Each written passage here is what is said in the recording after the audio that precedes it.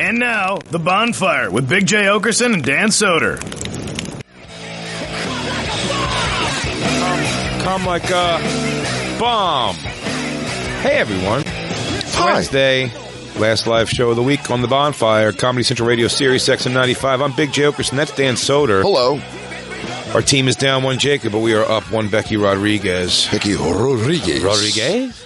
Becky Rodriguez. I know what you're thinking. You're wrong. She's a tiny white girl with purple and blonde hair. Who we're trying to talk into doing a floor routine at Skankfest. Yeah, if she could somehow just deliver something to the stage. Becky's a former gymnast. Current gymnast. You're never out of the game. You can't shake the life. You can't just get out of that backflip life. Becky, didn't you actually have to do the whole, live with a Russian guy?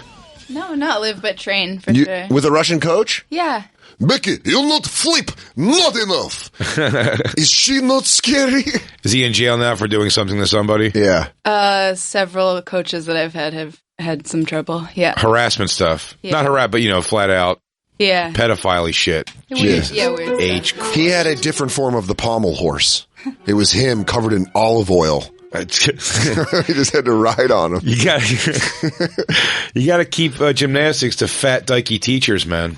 What do you mean? It's got to be your coaches. Oh, you said pure lesbian coaches. Just a thick-thighed chick who used to do it herself. I don't know, then man. They can't lift you. Yeah, but is that what wow. You So they just perfectly groom him from the start. They're like, I must lift you. Sorry, no woman here to lift you by pussy and tits. I am only strong man that must grab inner thigh to lift you above head. Meanwhile, he picks you up by fish hooking your mouth and butthole. This is how you throw He picks you up like hay bales. This is how you throw large halibut.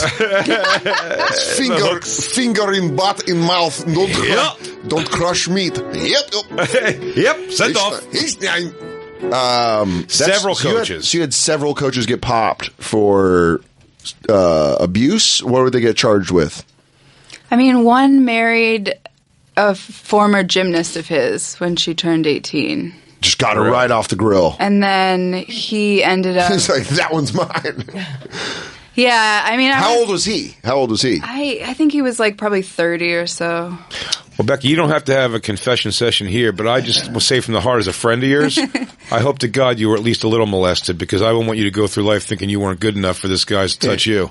Thanks, Jay. I hope something. I hope some light over the clothes play. And I hope if that did happen, then you worked it all out in the uneven bars routine you had. Mm-hmm. No, I hope that one day you just go on a weird murderous spree. But I will stick up for that. It's not your fault. It was those fucking Russians. Yeah. Those goddamn Ruskies turned you into a monster. But let me ask you this question. Did you make any mistakes? And I can go ahead and answer that. No.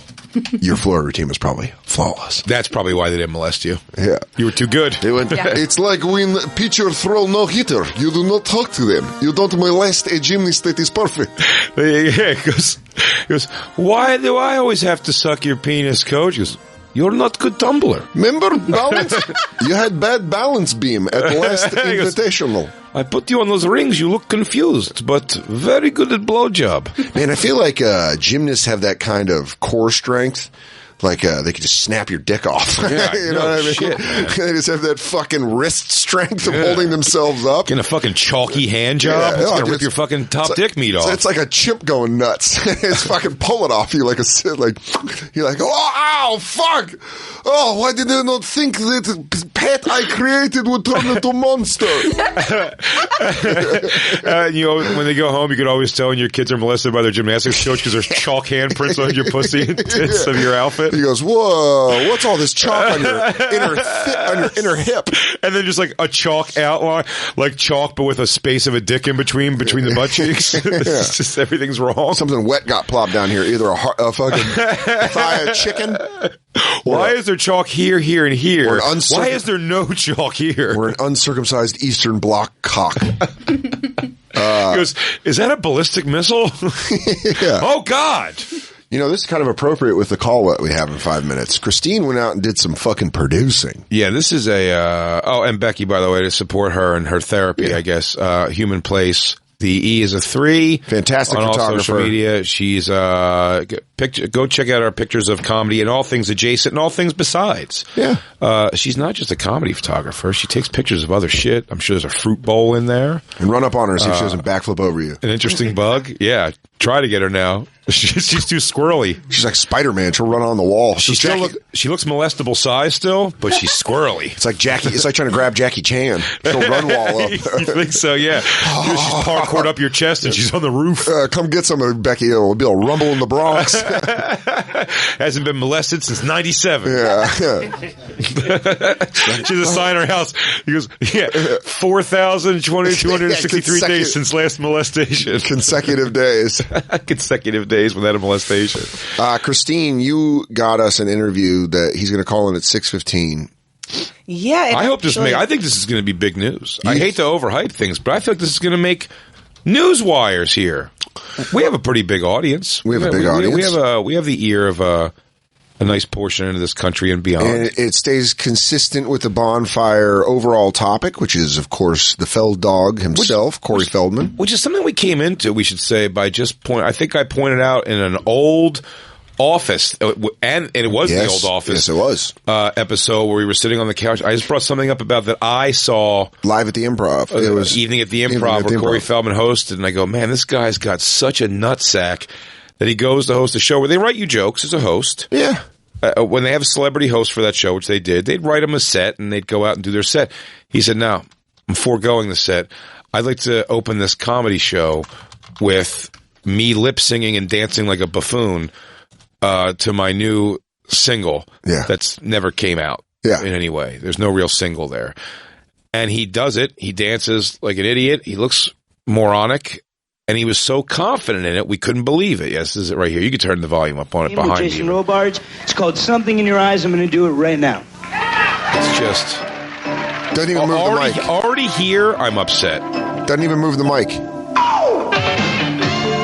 Dude, so great. Man, no one's reacting. Pull the rope.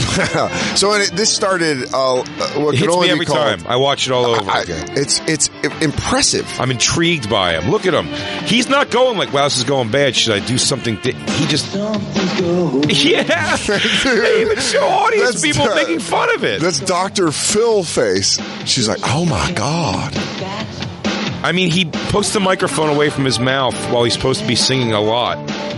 I'm pretty sure he doesn't know his own song, but he confidently goes out there and dances like Michael Jackson, but, you know, a white teenage not good version of. And we just became intrigued with this guy. And, you know, we followed the track. We've watched the movies. We've watched the documentaries. We've watched the wife swaps. We've listened to the albums. We went to the fucking counted up 3+ hour concert. Yeah. We bought the merch. We actually influenced the encore and got him to play What's Up with the Youth. We made him feel loved that night on his birthday. We have since talked to a former angel. Ups and downs. We always got this. I'm going to go ahead and call it a cult, even if you mean it in the most trivial sense. I'm not sure what that splicing was. What the fuck was that? In the middle of splicing, there was a woman tied to a bed. I almost just asked you if that was... If I was seeing things. I was going to ask you, I'd be like, dude, I don't know if I just saw a fucking murder happen. Did you watch the Ring videotape last night? We'll post it. We'll post the video we're talking about at the Bonfire SXM on Twitter. We became intrigued with his just gumption. Is that the right word? I think what it was every time we started as really big Corey Feldman fans. We both were, in a sense, raised on his movies. Grew up still loving. A fan of much of the work. I think he's an incredible actor. And he was an incredible actor. Yeah, sure. I think he could probably dust off that fastball if you put him in the right role. Really? I really think. Got Corbin Nash. He plays a transvestite vampire. You didn't watch that? We didn't watch that. Oh, I did. We got to do a pre-record of that. Buddy, you got to watch it. All right. It's next level ridiculous, fantastic bad. Okay. I'll watch it this weekend in Buffalo. I mean, it's fun. It's a fun watch. But what I think what I was trying to say was that we love him as an actor, but it was the ego that his music, when he said, you know, people, after he did this first Today Show, and he's like, people didn't understand Nirvana or Eminem, and you're like, to put yourself on that level is such a crazy amount of ego that it intrigued us. Mm-hmm. I think as guys that both have, I would say, low self-esteem. Sure. We always say it all the time. You anytime you compliment me, I lash out at you. I'm the worst. And you shower in the dark. And there we need to, you know, that's two shining examples of men that don't have high self-images. These guys are not really excited to put their self out there. Not really. And I think that is a thing with comics, you know, we're like because verbally I can. Verbally I can give you everything about me. Exactly. But then it's just a weird thing. So I think we're intrigued by that kind of ego, that level of ego to be like, I'm an awesome musician. Yeah. I did Goddamn Comedy Jam once, twice. And I was like, that was Montreal. When I got off, I was like, it was that bad. I don't know. I just so fucking, good. Yeah. But I'm saying like to have the opposite and be like, people want to hear my music. Yeah. You're only going to let me do one song? Crazy. Or let me do an original or shit like that. So Corey Feldman ended up becoming this like kind of crazy thing that we're trying to figure out of like how much ego is it, and are there these moments of him being redeemable? Right. We try to find moments where we're like, all right, Feld Dog, we try to cheer him on. Yeah. We do our best to cheer him on. We try our best to support. And we watched, I said, what we could only call really as a cult that he has with his band mates, I guess. And there's been stories of people leaving and saying there's been all kinds of crazy sex parties. We do always give a little bit of a validity to the idea, too, that like it's always people seem to be leaving disgruntled that start telling these stories. No one like runs away from it and seems to go like, I'm getting the fuck out. It's like, it's always someone who's like kind of like told to hit the bricks, I think. Yeah. I might be wrong about that. I think Jezebel Sweet was like, or maybe she just left, but like she is telling the story and she called in here, Jezebel Sweet, former Angel, and spoke to us, very, very cool of her, and told us a bunch of stories. Yeah. About what's going on in the house, from drug parties that he's not sober as he claims, fuck parties, which I don't have a problem with. That's not my scene, fuck parties necessarily, but I think it's pretty cool. If that's your thing, and if people are agreeable, I think that's a pretty cool thing to be. If you can pull that off, do it, dude. If everyone's agreeable to it, if everyone's thumbs up, God bless. But God bless. But I got that from Sal. It's just Sal. I love a good Sal Volcano. God bless. God bless. It's like a Shane Gillis. Hell yeah. Yeah, it really. You does. just get around it. Too. It's infectious. God bless. So Jezebel Sweet made several claims about, we always got to say allegedly. There's no video evidence, there's no convictions on this. However, we always got, where we're at in the story of Corey Feldman now is he claims he was attacked on the streets by a gang called the Wolf Pack. And pricked with a needle. Well, first stabbed, and then said pricked with a needle. Dialed back when there was no hospital footage. Yeah. And then we had the guess that he would come back months later. That was a real wild guess. I thought it was surefire when it came. I still think we're waiting for it. That he was going to come out and be like, they pricked me with an HIV needle. Yeah, because he said he turned down the HIV if you possibly got stabbed with HIV. Because it would make him sick and he has too much work to do. Yeah. Yep. Triple album coming out next year. Yeah. I hope that's true. But anyway, and apparently Corey Feldman's taking action against the Corey Feldman's mom. Corey Feldman's mom is? What do you say, Corey? Oh, Corey Feldman. I'm sorry. Now the police are involved. This was where he says that Feldman believes an online group who calls themselves the Wolf Pack are taking vengeance on him for working to expose the alleged sexual assaults going on in the entertainment industry. To bring us to today, Christine went out and got us an exclusive interview with the leader of the Wolf Pack. Well, I do have to say, Jezebel Sweet, who was the angel that we had on, met Bobby, and she actually is the one that recommended him to us. And Bobby, and by Bobby you mean Bobby Wolf. Bobby Wolf, who has been told 75 to 100 times over the last year by different people he should come on the Bonfire. Hell yeah. So, it's... Well, and also we need to use a lot of allegeds on this because we're, I'm going to be corporate Dan right now. We got to watch our language. But the humor is going to be on the hypotheticals of the allegeds. Yeah, the hypothetical allegeds. How many loopholes can we find in this? We're going to find a lot of dancing room. Because I'm telling you, if it's possible, Dan, I want names. This is going to be big news, I think. I think we're making news today. Black Lou completely agrees. I wish Jacob was here to dance to this. The stories have layers, too. Like, there's all the stuff that happened in the last year, and then there's a whole bunch of stuff from the 90s as well. So... it's a nice little onion. Well, remember when this song hit and Jacob went fucking nuts? It's his favorite song. I swear to God, it's his favorite song. I love Ascension Millennium. He doesn't even like it ironically. No, he He enjoys the tune. Loves it. He fucking loves it. Dude, He's a if true I don't fan. dance, I'm going to die. You think it's in his quad blast mix? Oh, yeah. I mean, I think this is how he ends it. A fast run on the fucking... on the treadmill. So should we get him on the phone here? Because he said he's he'd like to talk to us. We're very excited to talk to him. The alleged leader of the Wolfpack. Yeah. It's Bobby Wolf, everybody. We have Bobby Wolf on the phone. Bobby, how are you, buddy? NWO. I'm great, guys. How about you? I'm doing good. I know we're able to use your name, but it was funny right out of the gates as I said it. I was like, Bobby Wolf. Somebody goes, I said don't use my name. He hung up on us right away. No name was supposed to be given. Hey, I was told I couldn't come into the studio in case I was packing a syringe, so... Oh, dude. If you would have gone for me, good luck, dude. I don't know if you know this, but Under Siege was based on my dad. Really? Yeah, Casey Ryback. Needle attacks. It did seem like a weird dialed back thing. Again, I'm not sure if you heard on hold there, but we had a prediction going that one of the fans of the show made that seemed to sound very plausible, was that he was going to come back and said he had HIV and that he was it was given to him from this needle stab. We all thought it was sort of a big ruse, was our guess. Yeah. That it was a big ruse to just kind of like, rather than just say I fucked up and got AIDS or HIV, to blame it. Because I know one thing about Corey Feldman that holds true from his own movie he made on Lifetime to every story he tells. He really enjoys being the victim reaction. Like, he enjoys people treating him like a victim. Yeah. But he can't make himself that for long. At some point, he's got to tell you about the ass he kicked and the pussy he got and how cool he was. Yeah, his own worst enemy is himself. Yeah. Absolutely. He loves to talk, and we love him talking because he just backs himself into a hole. Yeah. In a corner every time he opens his stupid mouth. Now, Bobby, just for the campers, to get the full picture, what is your history with Corey Feldman before you assembled the Wolfpack? Good radio hosting, Dan. Thanks, buddy. Well, first of all, there's... to the best of my knowledge, we've never even been in the same building at the same time or even the same town at the same time. But why it kind of stuck in my head, because in or around 1990, there was this really creepy guy named Jeff. I can't remember his last name. I'd give it to you if I remembered it. But it was There's a Jeff with a Geoff? Because that's a real creep.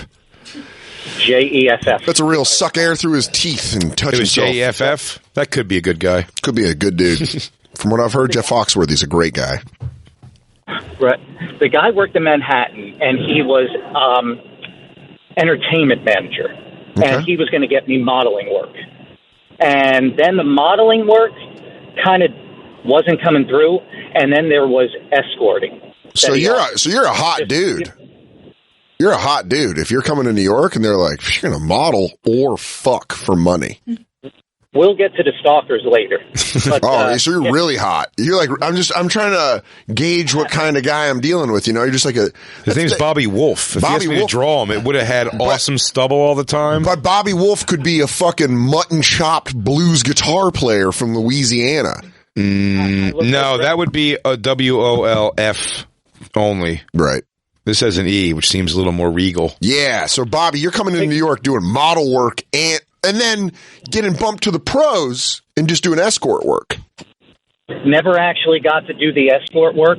Right. The guy started out by saying, you cannot tarnish this company's name. We will sue you. We will have you arrested. Nobody touches anybody. You're not allowed to, blah, blah, blah. Okay, whatever. You're going to pay me anywhere from $500 to $700 a night to escort some famous rich person. No problem. And it's women, older women? Well, at the time, I'm like 19, so yeah, they were mostly always going to be older. Right. Yeah. But then, and I think you guys know where this is going, that didn't come through. But what about if we got you to do male escorting? Oh, man, that's how they slip it in. They go, listen, phone lines are a little dry. Good news is, if you've got a taste for cock, we can get you a bunch of work. Well, yeah, that's what I was going to say. When they're talking about that escorting in that direction, now it's like there's not a fucking tuxedo dinner beforehand, right? This is more of like a... You're lucky to get a popper. You're like, oh, man, I got to go in. This is some real... Oh, man, I'm going to be chewing some feathers tonight. Yeah. No, it was... and then the price tag went from around $600-700 At one point, so desperate to get me to say yes, it went up to $3,000. Oh, 3,000. But here's my question. I've been in some dire straits, Bobby. 3,000. Is it a boofing? Is it a hand job? Is it a blow job? What are we talking here? He was still holding to the, you cannot touch them. Don't worry. I don't know, like, where you swing, but, And that's hilarious, too, because he's saying, whatever you do, don't fuck them. And you're going, like, this is a lot more money than they were paying before. Like, there's something else I have to do. What are you not telling me? And he goes, yes, it's a lot. Do we want you to fuck them? No. It's how he says no. No? Not really. Well, the grooming thing came in a little bit after that. The grooming thing started to come in. It got to, this is a guy trying to be, on the up and up, telling me, you can't touch it, we'll have you arrested, to, so what if a guy grabs your cock? Hey, what happened to...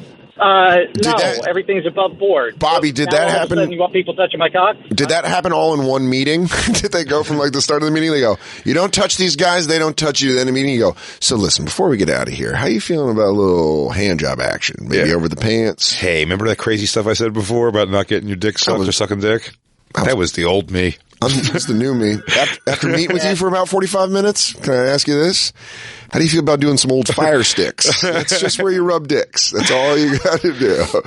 They start a fire. He wanted me to take pictures, even though now we're talking about escorting. I'm like, what the fuck do you want pictures for? I'm allowed to swear, right? Yeah. Oh, yeah. Let it rip. Tee off. Oh, okay. I was like, what the fuck do you need pictures for? Yeah. Are you starting to see, like, what's going on here? Like, pictures, like catalog sort of thing? So finally... that kind of ended in like, no, just think about it. No. I'm at work one day, and a frantic phone call comes through. The receptionist comes down where I think I was in the warehouse at the time. She comes over and she says, Bobby, you got to take this phone call. Come here, hurry. And this and Bobby, just so our listeners know, this is what year? Around 1990, right? About 1990, maybe 89. Oh, dude, so you're the hot dude in the warehouse? Hell yeah. You probably got long hair. You look like Eric from Real World, the host of The Grind. You never wore anything under your coveralls, and you always had your coveralls half off the top? And you had work gloves on? Oh, what? That's such a beefcake recipe. No, sadly, I don't think it was like that. Picture Brett Michaels with dark curly hair. That's what I was doing. All right. That's what I was doing. That's where I was. What do you mean? You just caught up to me. Young Mark Slaughter. So you're in the warehouse, and the receptionist comes out with a frantic phone call.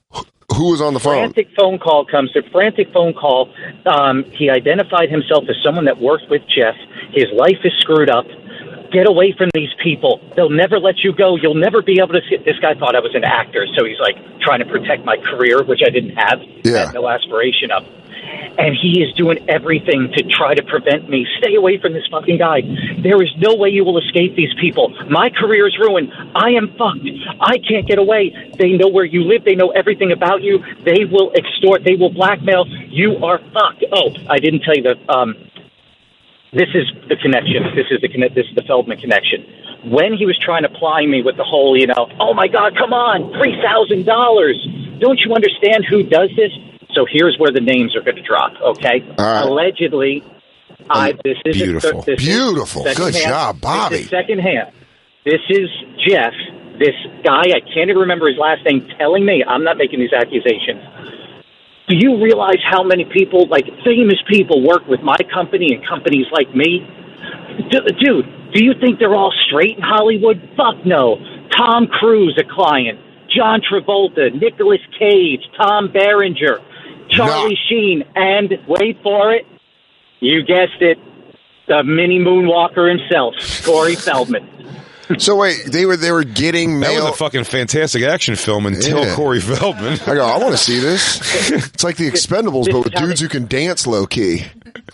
This was for again allegedly, but this was for the service at that point was sex with a young man, not underage though. They never said a specific age. They just said the younger, the better. All right. The younger, and I've always looked younger, so I probably looked like I was 16 at the time, 15, 16 years old at the time. That's $3K a night right there. That's 90s 3K too. That's big. Stretch goes a long way. You can probably get a nice complex apartment for that. You could have bought something in Soho, be a millionaire right now. For $3,000, you can live a couple months in a apartment complex. Yeah, you got to turn your music off at night. But you're talking about outside of the city. Oh, yeah. I'm saying $1,990, $3,000. He takes that. He buys a warehouse in heroin-infested Soho. Mm-hmm. Oh, right now you're saying? 2019? On Easy Street. 2019, he's got $8.5 million. Yeah. Well, hindsight's 20/20, Bobby. I didn't even drag you through I'm sorry, Bobby. I like to live in the past. I like to make moves. I like to make moves that are in the past. So he says to you that these like celebrity males are reaching out for, man, I want to, so much of me wants to believe that world isn't happening like that, as sinister as it is. And then you hear it's probably worse than you think it is. Well, it probably is but I said I hate to have that, the lizard people run the earth and you don't want to get the 10 people in the world that smoke fucking foot-long cigars and can make all the moves. But at the same time, there is those. It's not so much that, like Bob Kraft, Bob Kraft's story, Bobby. He allegedly, well, I think he's in, but he's allegedly was going, took a private jet to go get hand jobs and blow jobs from these hookers. Oh yeah, I want to get jerked off by a Asian girl. But that any cheaper than that? That all happened recently at some Asian parlor. That a bunch of celebrities apparently they're about to drop or were going there. And then you're like, wow, why would these rich guys go to this place? There has to be a reason. And as you look through it at least at first glance of the evidence they're throwing out here right now is like the lady who owns this stupid, massage/hand job place is like at Mar-a-Lago with like Trump the year before, like in pictures with him hanging. So it's like, it's so all tied in and connected that you're like, now Tom Berenger, somewhere between making The Substitute, Tom Berenger goes and likes to have a 19-year-old boy spin on his wang, and it's like, maybe, I guess it's possible. It really hurts me cheering on Jake Taylor leading the Indians. Really makes me rethink it. It really does. I really become a Ricky Vaughn guy in that. And then it's Ricky Vaughn! You got 2 major leaguers in the alleged. Was Charlie Sheen in that one too? Yeah, he said Charlie Sheen. Oh, yeah. Yeah. All right, well, I'm a Serrano guy now. And I was actually... He said a bunch of other names. So good. Well, that way you can't ruin any more of my favorite movies. Yeah. Right. Saturday Night so Fever. They would you know how like Eric Clapton would give Slash a guitar, like, this is a guitar I used on the whatever album, and I kind of gifted it to Slash and whatnot. So that's how he described it. They kind of pass him around as party favors, like, hey, I bought you something. Hey, I got you a little something. Yo, Berenger, you got to try Rodrigo here. Dude, I got you an hour with him. Raul will suck you straight. I got you an afternoon at a villa with him. This guy will suck you so hard you'll go home and be able to fucking not puke your way through eating fucking Katie, what's her face's pussy? I cannot tell you how much we appreciated that Christmas basket you sent us. So I got you Darnell, 18 years old, hung. I trust the wife's out of town? It's a trusted way to stay closeted in Hollywood. And all purchasing, nobody's empires are going to be busted if they're 18, if they're of age. It's prostitution, but it's like, this all sounds like a big ploy to stay in the closet. To just pull 2 names out of this list, though, that means, Charlie Sheen knows that Nicolas Cage would enjoy Raul's sweet butthole. Yeah. Well, you make friends with guys you have similar interests. So is this like I don't know. I'm very close with Dan. If this was my thing I was super into, I wouldn't have run it by him at this point even yet and been like, dude, best fucking young boys is cool. Would you be in that? I go, man, you know what I love? These Sonos are great. But you know what would be better? If I just had like a 19-year-old Midwestern boy's butt in my face. Or just always make it as a joke. He goes, hey, this is good. He goes, not quite as good as having a couple of teenage boys sucking my dick, but I mean, it's good. He goes, nah, I'm fucking around. No, these are great speakers, man. Dude, I love these things. My God. I fucking love this Macho Man shirt. I mean, yeah, do I want a bunch of fucking hot 19-year-olds mama dogging me and sucking on my dick? Yeah. Yeah, I do. But this is pretty cool. And then you just bring it up where I go, So what kept you going? So when you heard Corey Feldman's name in this list, what kept your, I guess what we have is a fascination with him, into staying involved? I didn't. Once all the Weinstein thing started to come out and all that, and, you just get aggravated every time there's a new name. You're just like, can people stop these people already? What's going on? Then all of a sudden, the maniacal midget comes out with his little, $10 million video. And I'm like, $10 million. What the hell? And then, like he almost had me in the boat, but then he jerked the pole too quickly, and the hook just. What did he have you hooked with? What did he have you hooked with? The whole, that he's got information, and I'm going to name names, and we're going to stop this, and so he almost got me. You like when Felddog went vigilante, and he was like, "I'm going to fucking break this thing open." So did we. It was a moment in time where we kind of got off his back a little bit for the ridiculous music, and we're like, "Oh man, this is great if he's going to fucking really point some people out." True, we were in Studio 5, but then he would give you puzzles. More or less, right? Am I right, Bobby? Everything's like, it's a guy who works for baseball now, and he used to wear a lot of green shirts. Ow! Figure that out. When green goes brown, but brown goes up, what is round and what is flat? Only the man in the afternoon would know that. Corey, I got it, because the doctor was the kid's mother. And he goes, yeah, got it. Anyway, his name's Ted Thurman. He's an orthodontist. Do we have so your argument, Bobby, was that he was not coming forward with it. That's what kind of got you off the hook. The $10 million. That pissed off. $10 million stuck in my craw. Yeah, and then it fucking wound back. It wound back to $1 million super quick, which is still so transparent. It was too late for me at that point because too many videos had popped out. All of a sudden, you're searching for, what's going on with this thing. Is he exposing people? Like, what's going on? People giving him money? Like, and then next thing you know, here's a video. Corey Feldman's a douche. Corey Feldman's a fraud. And then you start looking, you start watching, you start reading, and you're thinking to yourself, shit, this might be true. This guy might be a fraud. Next thing you know, you start recalling back to your past, like, wait a minute, there was that story that weird guy Jeff told me that one time. Fucking Jeff, man. Maybe. So, it was the $10 million and this weird chance meeting that I had with this entertainment manager from New York that kind of put it all together. And one night I just said to myself, I don't care if 50 people look at me on YouTube. I'm going to spit out my 2 cents on it. Who knew that I have a restraining order attempted? Wow. Wait, so it's an attempt. Does Corey Feldman have an actual restraining order on you, or is it in the process? Well, what is? Well, you know what? At the time, I think he might still. He has some weird reporter chick on the payroll working for Celebrity Insider, and she was running around Twitter and everything saying, Corey Feldman, hide your family, hide your kids, they're raping everyone up in here. And, she was alerting the world that I was coming to California and I'm going to kill him. He's in danger. Courtney, hide your fruit. Everyone, get the fuck out of Dodge.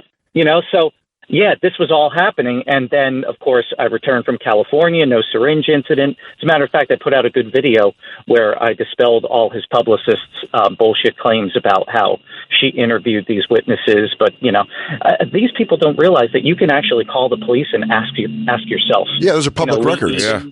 There's public, that's why I got dialed back from stabbing to needle. Yeah. Yeah. But all of a sudden, there's a temporary restraining order. So you can't go. So you can't go to Los Angeles out there and everything. No. That got just completely thrown out. Here's the good news, dude. You could hear "What's Up with the Youth" from 200 yards away. It's pretty badass. I think it was 100 feet or 200 feet. Oh, and then he's not allowed to talk about me online. Oh my God. He put his dog. You know what's great? You know what's great about that, Bobby? Is I go, when you just stay 100 feet away from Corey Feldman, you go, so just my entire life, continue to live my entire life. Yeah, it was more like, guys, you promise? You promise I can have this forever? More of the same, please. So what was it? I'll raise you 500 yards. Bobby, did you? Yeah. My question about the death threats that he received. Did you have fans of yours that are in the Wolfpack? Did anyone? Because sometimes we'll have fans of our show. Sure. We'll shit on someone jokingly or whatever, and then they might send a tweet that we don't necessarily agree with. That we're kind of like, fuck, that's not what we would say. The big thing, and this was actually in the restraining order, and I have no problem forwarding it to you guys. One of the memes. These were based on memes. There were never any death threats. I repeat, there were never any reported death. Well, there were reported death threats, but they don't exist. He was never able to produce anything. One of them said, and I quote, if wanting Corey Feldman, if it's wrong to want Corey Feldman gang raped in prison, I don't want to be right. Oh my that God. was a meme. And he used that in a restraining order and said, "Do you see it? They're out to kill me." Mm-hmm. Yeah, just like shitty internet talk. Yeah. And restraining order seems a bit much. And memes. Yeah, it's, I don't know, man. He's so like, what's the latest thing he's put out? Now he's sort of denounced Michael Jackson, or he didn't denounce I think he him. said he's going to stop defending Michael Jackson. But you know what I find interesting about Corey Feldman too is everything in his life that is over the top and bizarre, whatever, if he just owned any piece of it, it would be night and day. If he acknowledged to the world, like where the angels in his life become like evidence of like, look at this whack job's whole thing. They're signs of insulation. Right. But if he came out and he was like, what's the thing with the girl? He goes, well, it's nice to have hot girls around. I'm a single guy and, or whatever. Or, I would even go one step further if he's like, I don't know, I like to have fuck parties with a bunch of hot 19-year-old lost Canadians. If that's the case, I'm saying you go, they're all adults. If they want to leave, they can leave. If he did this, I'd be like devil horns. But I'm saying, but also in some weird way where you go, now I know, like, you know, that's not something that I want my like grandmother to hear. You know, it's like it's not for her. It's like, yeah, I'm into some pretty weird shit, I guess. And then also go and we were molested, and here's the guys, people's names or whatever. He's like, it's the air of self-importance, Bobby. Do you agree that makes him think like, if I say these names, my life is in severe danger? He goes, no one's looking for you, and the world really isn't that goosed up to find out who fucking touched your dick. You know what I mean? Like, it's information like, good, now get that guy. You try to get him. Like, that guy, wherever that guy is, his power is not, he's either got way bigger problems than Corey Feldman accusing him. Yeah. Or it doesn't matter. Do you know what I mean? Like, it doesn't even barely makes national news, the person who raped Corey Feldman. It's just some guy. But it's not, you know, like, do you contest, Bobby, that nothing happened to him, or you think he's a fraud across the board? I believe him to be a fraud across the board because there's a video that I made. I guess he had a Periscope or a Twitch video or something like that, and all of a sudden he completely broke character, and he went from like sexual abuse or, you know, outing these people. All of a sudden he goes on this like a completely immature tirade about, no, you want to know what pain is? Telling you that you're too fat, and that's why Corey Haim's getting your roles, and that you're not good enough to do this, and I'm not feeding you tonight because you did shitty at the audition, and that's what people need to know. Jesus. Dude is pissed off at his parents. Oh, he's very pissed off at his parents. Sorry they treated you like shit. Sorry, man. But everything, even industry experts are we're going to have some interviews, too, about police interrogators and things like that have examined his behavior in the interviews and whatnot. And they have stated that, and these are going to come out, that all his body movements, mannerisms, speech is all consistent with deception. Everything he's done. The deceiver. Don't take my opinion. Don't take my opinion for it.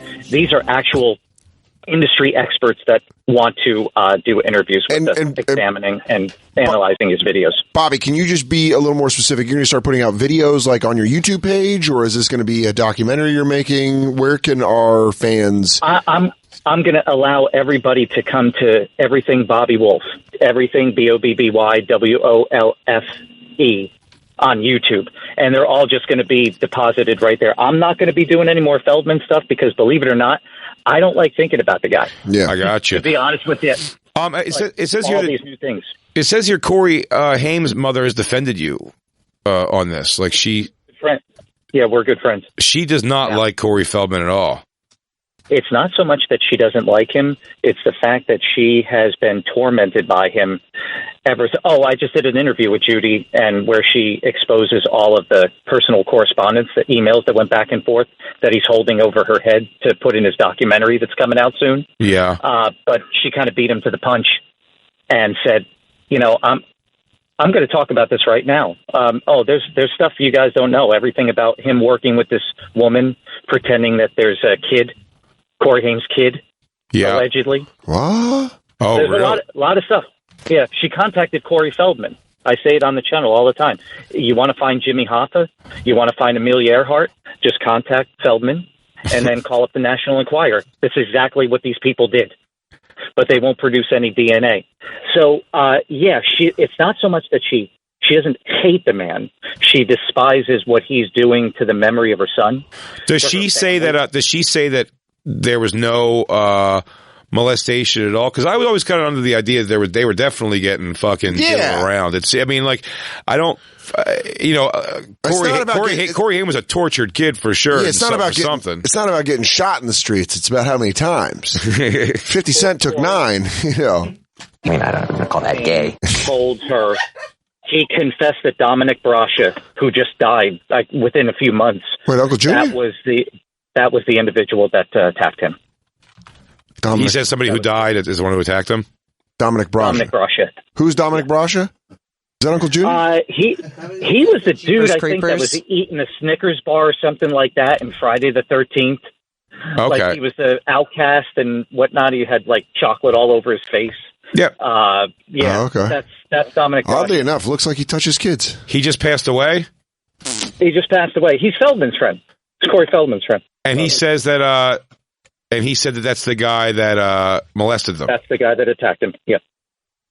Really? So he waited till he died first? I mean, like, it's such a guy. No, he didn't want it out. That's why he told his mother, it's my thing. I want to die with this. I don't want it known. So wait a second. Dominic Brascia is apparently the person who got Corey Haim. Dominic Brascia is allegedly attacked Corey. I mean, because this is what Corey Haim has said. Okay, Corey. That's what I'm saying. So Corey Haim was definitely. So you would think that Corey Feldman is just latching on to a thing like, well, I hope someone molested me. Maybe I'll get some hype if people think someone molested me. Because what I find interesting about that is did you watch the movie, The Tale of Two Corys? Yeah, fantastic. I mean, fantastic watch. Let's not bullshit. It's a fucking awesome. If you're into this, if you have any skin in the game, great watch. It's a great watch. I recommend watching it with the Bonfire. Watching it with Sal Volcano. You see, you see every bit of Corey Feldman all over that movie in every way. Glaring, egotistical fucking portrayal of someone's life. Even in him saying that their lives were ruined by these constant sexual abuse they went through. Even in the film. We said on Corey Haim, it was it was batting practice on his asshole, it seemed like every day. And Corey Feldman, they had sort of kind of got his dick sucked once by a guy when he was out of it on drugs. He was half asleep. He wasn't even fully sure. And he was too busy making fucking hits. And that's where I say Corey Feldman's all over. Like, of course he'd make the movie where nothing really, even though he wants you, that kind of goes to the point I was saying earlier. He wants you to feel the same sympathy for him. Like, look what happened to us as children. But he doesn't want to give it. But he can only show you that, like, I don't know, I was sort of asleep and I think a guy blew me. Do you know what I mean? Yeah. Where Corey Haim by the middle of the movie is going like, I guess I gotta go fucking tug this guy off and catch his load in my mouth. It's not so Jesus, he really fucking took to this. I got a pretty comfortable donut in my dressing room. Yeah. I don't know about gay. So he does. No one else will corroborate his story, though. Nobody else. I mean, I don't care. His ex-fiance, friends of his, industry people that I know and whatnot. Nobody corroborates any of this. Even I've interviewed Feldman's ex-bodyguard, Deandre Adams.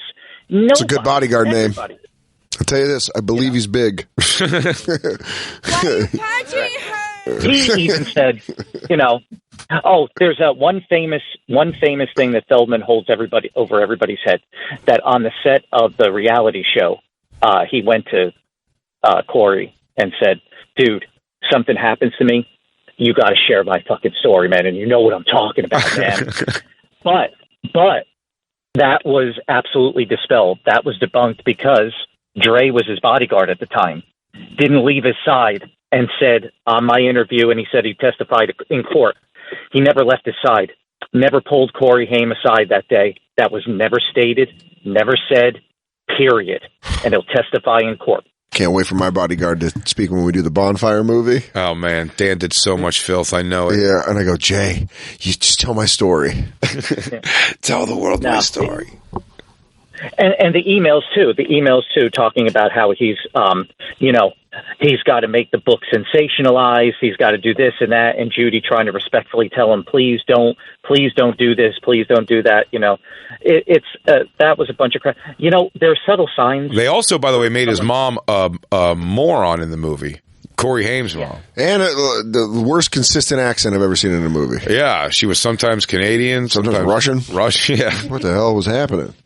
Did anybody pick up the fact that he hired an actor like 4 inches taller? No, good call, Bobby Wolf. You didn't even think about that one. I did not pick that up, really. Oh, man, Bobby, you know his psyche better than us. You're Hannibal Lecter on Corey Feldman. I believe so. Look, yes, sir. It's not the end of the world. Don't, you're still Corey Feldman. You got a couple of movies under your belt. Yeah. He's got some hits. I'll tell you my favorite part of the film, Bobby, and I call it a film. It is a piece of cinema. And my favorite part is when he gets out of rehab, he calls his buddy Corey Haim to pick him up. I know the part. And Corey Haim, of course, because he's super whacked out on drugs and butt fucking, is passed out and doesn't pick him up. Next to a pool. And while they show Corey Feldman getting frustrated and waiting for someone to pick him up, just him banging out his little Michael Jackson-y dance move. Like he just you can't stop him no matter what. He's like, God, man, I wish somebody would get here. I guess in the meantime, time to sharpen the blade. Sharpen the blade. Got to keep the instrument warm, you know what I mean? He is I don't know. I feel like none of these girls leave on good terms from the house, the Angels. How many ex-Angels have you interviewed? 2 for right now. One is waiting to talk. Do you have, you have one, you have an insider? No. Damn, I thought you had a mole. Actually, his girlfriend's mother, the girlfriend, not the wife, the girlfriend's mother has been reaching out to people, but then she clammed up. Who's the girlfriend? I know Courtney's the... This is Mangel. Darcy Carpenter. Darcy Carpenter. Bring up a picture, Christine. What a guys, he gets quality trim or real white garbage. Darcy Carpenter is such a name that you grew up with. Oh yeah, it's got that kind of alignment. She definitely has freckles on her chest. Wait, that's the girl from Three Doors to the Right. When you took a right on Nassau, Darcy. She had that. Darcy Carpenter. You got her. Okay. Did not leave on good terms. As a matter of fact, he owes just about everybody money, even the costume designer, Paulina, and whatnot. And I don't know if you guys know this or not. I think I was talking to Christina. I don't think this was revealed, but Jezebel, Jackie's interview with me. No, this is her alleging this. She witnessed him rape, drug, and sodomize a woman. Really? So I have that interview. Would you be open if somehow the heavens aligned and we could do a bonfire sit down, Corey Feldman and Bobby Wolf? Oh, well, I've got a million questions love to be in person with Corey. So if we moderated it in like a live event. Yeah. Yeah. And had Corey. And you guys can frisk me for syringes, everything. We'll have security. We have our own security, Black Lou, and that's how you know he's our security. So wait a second. DeAndre Hopkins. Are they out in the world as wife and girlfriend of him? Yeah. That's pretty cool. Yeah, he stated that, or like that ridiculous video, she's my Mangel, that one wife swap thing where he's like, some things are just, I think in my program, monogamy or something like that, and he's just like, he's referred to her as a girlfriend too. It's interesting. Again, I have like similar views on monogamy and all that kind of shit, or just I'd say things that are definitely beyond the norm. I think a major part of that, not making people think you're crazy or nutty, is acknowledging that it's not part of the norm. He presents everything as if what, you guys don't have a girlfriend and a wife? Right. You don't have a full-time girlfriend and wife who live together. The girlfriend's got a rack on her. Yowzers, look at that picture. Yeah. Well, he preaches how Christian, well, not Christian, he preaches how religious he is. Yeah. And anything that he preaches is against this type of thing. They all consent, whatever. But yeah, sure. Then why are you talking out of both sides of your mouth about, God and this and God will stop this wolf pack and these pedo protected. We're all pedophile. Yeah, his mental problem is like his just brazen ego. I don't know. Look at that hat he's wearing that we just tweeted out. Yeah, no, he looks like a jack off. You love that hat, Dan. You would admire anybody who could pull off a hat. Shut up. The girlfriend's hot, actually. The girlfriend's pretty goddamn hot, and the wife's hot. But I mean, like, it's just really there. He looks like a guy that had a good weekend in Vegas, and those are his rewards. You know what I mean? Yeah. Like he's like a country bumpkin, and he just killed it at the blackjack table. But you know what they both look like? Look what I got. 2 real women. Here's what's funny is what they both look like, and almost against what you just said, Dan, is they don't look like real women. I mean, I know they're real, but I'm saying they both look like women who are like dealing with a situation to live in a big house. I got you. You know what I mean? Like, it's a thoughtless life. Yeah. They go and it's like, hey, you want to play music and somehow groceries just show up? Like, yeah. Sure. You know what I mean? Like, yeah, sure. Well, you have to fuck me. Yeah, I mean, we're going to be fucking somebody, so sure. Like, do you understand what I'm saying, Bobby? They seem like it's such a vapid life. Like, the whole thing, even on that wife swapping, it was like, are we going to be having fluid with our meal today? Like, he's just kind of dicky to him, and they're like, oh, sorry, we forgot to get him a drink, and he gets so weird about that. But I mean, Jackie's not kidding about all that stuff. Correspondences have to be, they're controlled. They're monitored. You can't tweet without his permission and without his inspection. Well, you know, he's maintaining a brand. Jackie is Jezebel. I know. Jackie is Jezebel. Jezebel's Jackie. Yeah. Finkel is Einhorn. Finkel. Yeah, somebody else had that MO. I think he died recently. Charles Manson. I was going to say Elvis Presley. Well, I do say the same thing. But it is like it is like that kind of cult thing where he gets them involved. But not like Charles Manson. I think these women were obviously willing to like go to the bat and die for him. These girls seem to ride the wave, and then if we waited out when these girls age out to him and he starts showing less attention to them and less effect, and he just wants to move on. Sure. And they start going like more and more, like there's going to be so many corroborating stories by a decade from now that he will be probably, jailable. But yeah, but I don't think there are a couple of women that are afraid to cut. There are 2 women that want to. This is strictly off the record. I can't give names. As a matter of fact, one of them wouldn't even give me her name. They want to go to the police. Jackie's gone to the police as well. They want to go to the police, but they're scared because they are industry and they are afraid of what he will do to them. So there are other people lined up that want to report him for sexual assault. All right. But again, this is alleged, and this is off the record. Well, no, it's not alleged that people who are want to press charges on it. Yeah. It's just that there's no charges pressed. There's nothing alleged about it. No charge. They have not gone yet. They are scared. You've taught me more about alleged. I can't even give names. Yeah, no, I understand. Well, these things may come out. They may come out. Yeah, because he's held off on everything, right? He hasn't given any names officially yet or he's only named people who are like already dead or something, right? Yeah. So it's just right. Well, Bobby, we will definitely work on trying to get a sit down with you and the Feld dog. It would be an honor to what do they moderate that? Oh, absolutely. Mediation. Bobby, where can people find you? At Bobby Wolf's World? Come to the YouTube channel, Everything Bobby Wolf. Everything Bobby Wolf, the leader of the Wolf Pack. And I know we'll be in touch again. Yeah. I hope we'd love to get Corey Feldman on the show. We want to talk to him about it. Yeah, I heard he's mad at you guys. Always. Well, he blocked us. Can't imagine why. Yeah, everybody's been saying how entertaining the videos or the audios. You guys. Oh yeah, we have a good time playing with him. But again, we came into the whole thing fans and willing to talk to him. Now we always I do retract everything negative I said about Doc Ice. But I just think he's an interesting person, and there's parts of me that would really love to talk to him, but I think he's beyond understanding a reasonable explanation of things. Yeah. I think he's like, he just, like I said, when you go, hey man, I get it. I'd like to hook up with my chick and another chick. That's awesome. I get it. I go, but I understand that like, the lady who lives next door to me might not think that's all. She might think it's bizarre or against God, and I get that. That's fine too.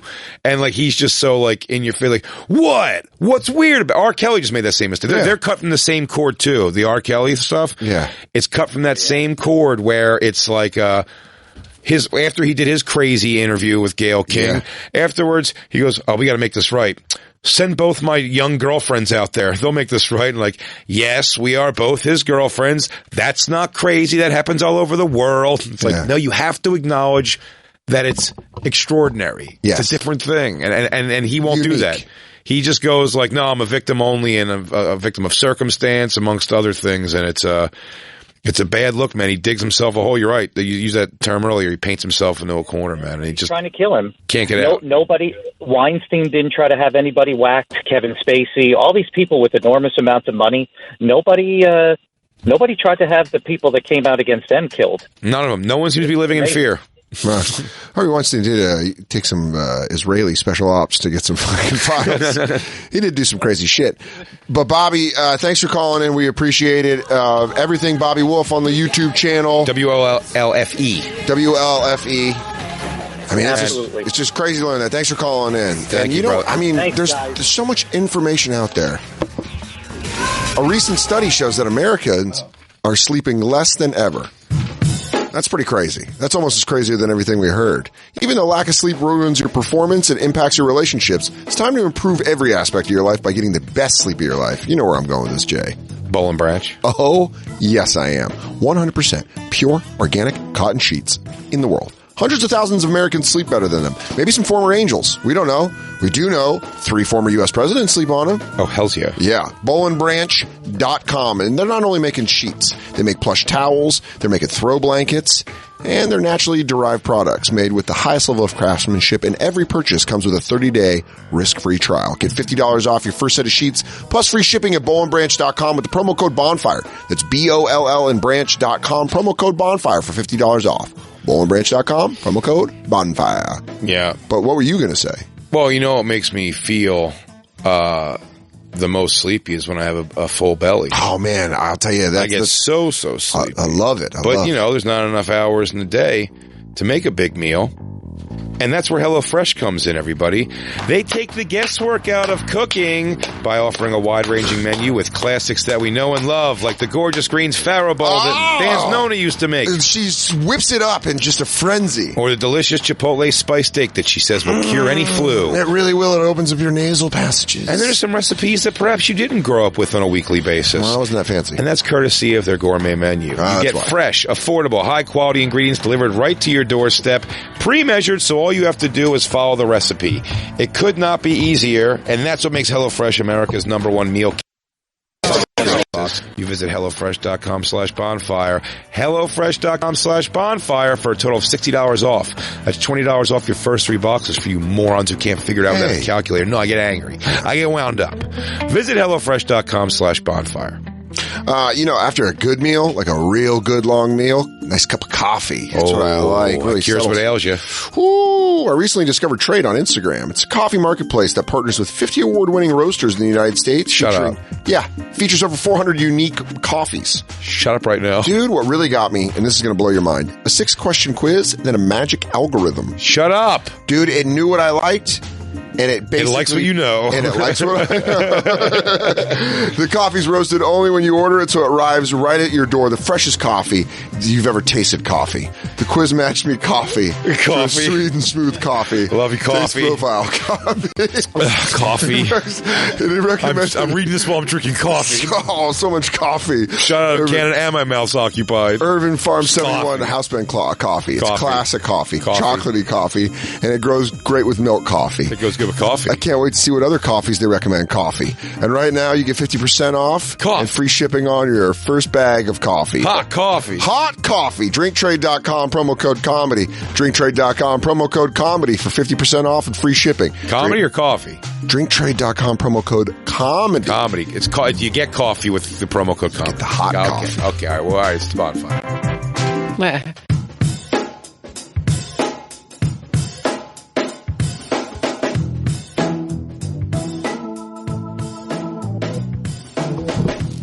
You know, a recent study shows Americans are sleeping less than ever. Even though lack of sleep ruins your performance and impacts your relationships. Your relationships?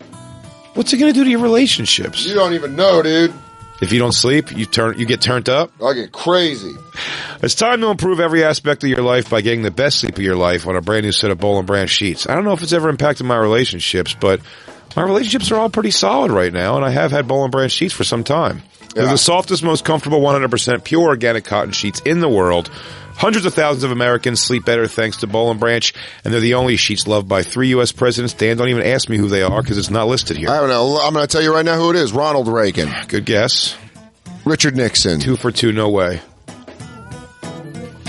Eisenhower. Yep. Wow. Wow. And you had a lot to choose from. Dwight D. I don't know how many. Here's the good news. They don't just make sheets anymore. They make sheets, throw blankets, plush towels, and they're all made the right way, not the easy way. They're naturally derived products made with the highest level of craftsmanship, and every purchase comes with a 30-day risk-free trial. So 30 days, you could try it out, do it, dry yourself, non-stop with it, get your musk on it, send it back with your stink at day 29, all $0. Oh my God. Absolutely fantastic. And also, we're going to give you $50 off right now for your first set of sheets.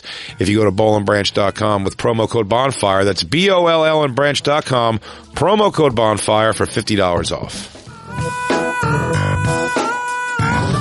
And now, back to the Bonfire with Big J. Okerson and Dan Soder. 2000s and now, joining us, new album, Preferred Customer, available everywhere to download. Nate Craig, welcome to the show. Thanks for having me.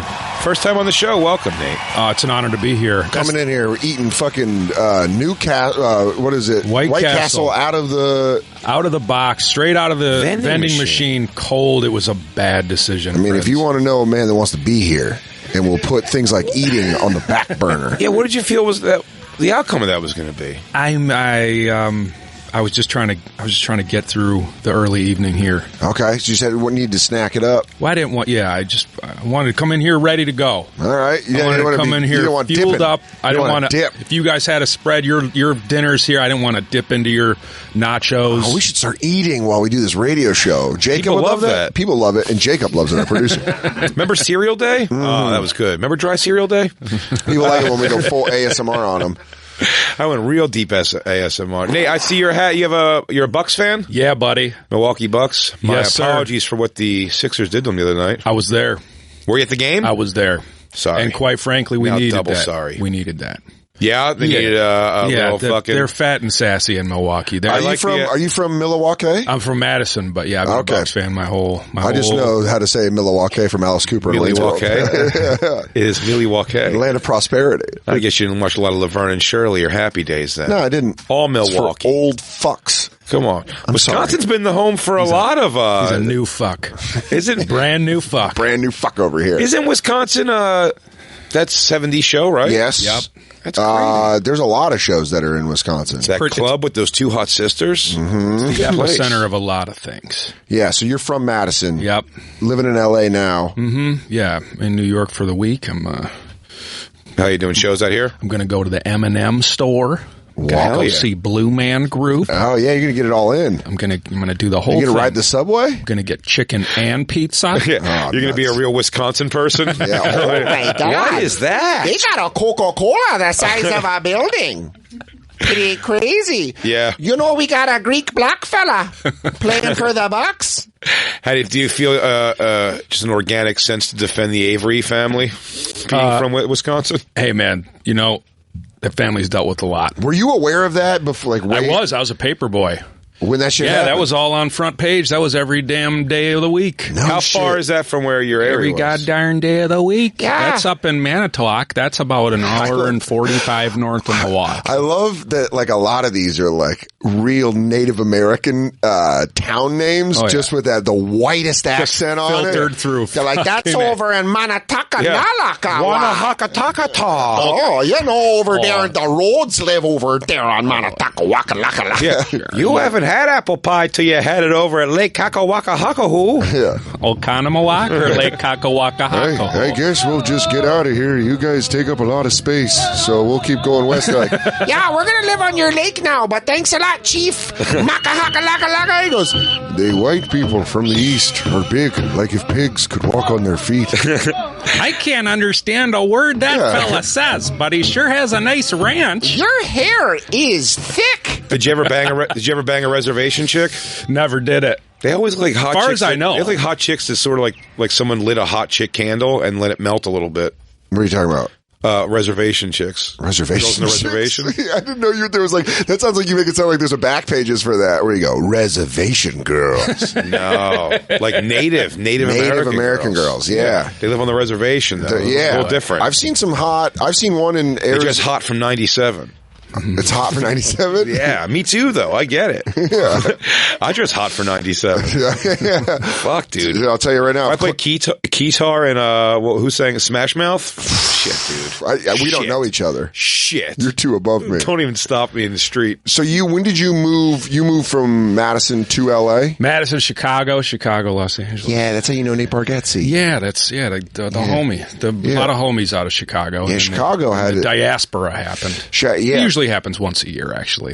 Yeah. It's a feeder program for the major markets. Yeah, it really is, man. Chicago had that one group that came up. It was like Nate was one of the young guys there, but it was like Kumail, Hannibal, Monster, Pete Holmes, T.J. Miller, Pete Holmes, all those guys coming out of Chicago. Yep. And Nate did you think it was a smart move to go to Chicago first? I did, yeah. It was great. Yeah. I mean, there's so much of that going on there, so yeah, it was perfect. Yeah. You could dip into any old damn thing you wanted, you know? But you improv, different like genres of comedy improv, and stuff? Reservation gals. No, you gotta hit more of a North Coast for that. He goes, I respect what you're saying. You gotta go Western Illinois. We want to have more of a presence in the metropolitan areas. We feel like we can break over. It's still my favorite thing. I don't think we ever got to it officially. Or did we? Janelle? That's my favorite intervention still. The one on the reservation when they had to go to the letter reading at the intervention for her, and she really had uncles. It was like, Janelle, we just need you to sit here and let your family talk. Uncle Big Bear? Go ahead. It's like, Uncle Clawing Eagle? Yeah. You have your time now. Just listen. Because most interventions, it's always like I am saddened by you. Every day, the sun goes down with great sadness. Like a cloud over the sun. Shame you have brought as a great shadow. And then the next episode, you also keep stealing my peanut juice when you are high. Also, you fell asleep with the van on in park. Burned through a whole tank of gas. I don't know if you noticed, but gas doesn't grow on trees. Yeah. And then the next episode's just some fat white lady going, Karen, the baby was in the damn room. Intervention's like, you're prostituting. Intervention is a dime a dozen is going to be a fucking crazy fat white family. Wait, you said that is the dime a dozen? Yeah.